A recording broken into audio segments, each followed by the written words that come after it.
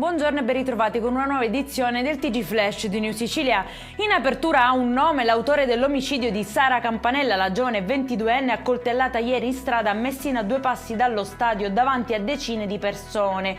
Si tratterebbe di un collega di università incastrato dai militari dopo una vera e propria caccia all'uomo. Dietro il femminicidio ci sarebbe un amore non corrisposto. Narcotraffico sull'asse Catania-Messina, 60 carabinieri in azione e 11 arresti. Gli investigatori hanno documentato l'influenza del clan Cappello del capoluogo etneo sulla fascia ionica della provincia, portando a un nuovo colpo alle attività criminali della zona.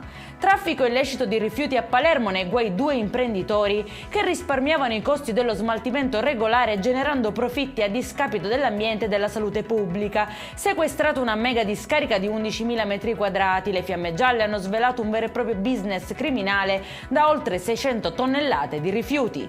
È finito in manette invece l'autore della violenta rapina al gioielliere del centro di Catania, ferito e sparato a una gamba lo scorso novembre. Secondo la ricostruzione degli inquirenti, l'indagato sarebbe stato aiutato da un complice ancora ignoto.